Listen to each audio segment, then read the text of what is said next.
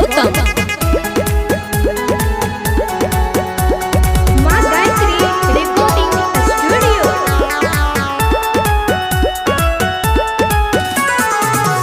गिर गेलै जार यौ सजना, दिन भेल पहाड़ यौ सजना, जल्दी सा गाम आबू ने चढ़ के जहाज यौ सजना। मोनक ई बात कहै छी,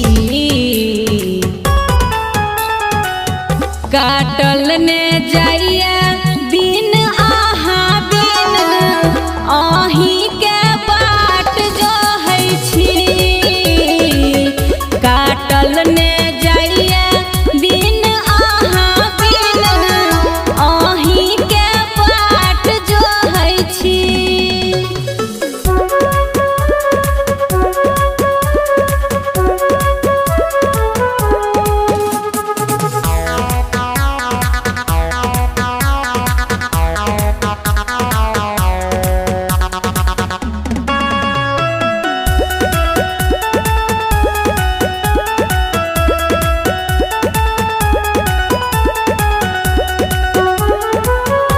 हीटर के मीटर पिया भ गेल सीजैया, लागैया सिरक तोसक जेना फिर जाइया।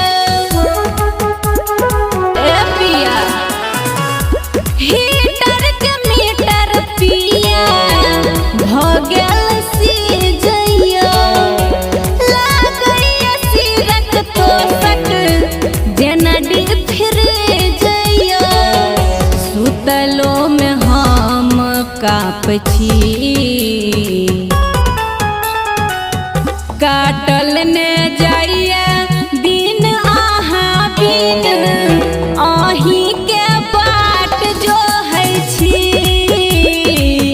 काटल ने जाइए दिन अहाँ बिन, अहीं के बाट जो है छी।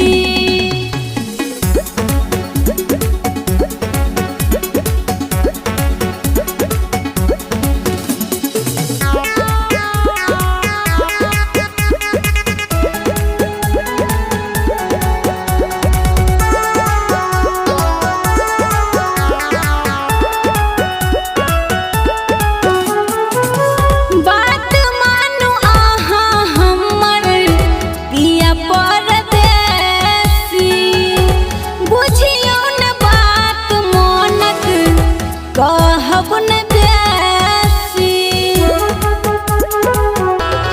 हे यौ बात मानू अहाँ हमर पिया परदेसी, बुझियौ न बात मोनक कहब न बेसी। आइ बुझाउ न फेर कहै छी, काटल ने जाइए दिन अहाँ बिन, अहीं के बाट जो है छी। काटल ने जाइए दिन अहाँ बिन, अहीं के बाट जो है छी। यो मान जाओ ना।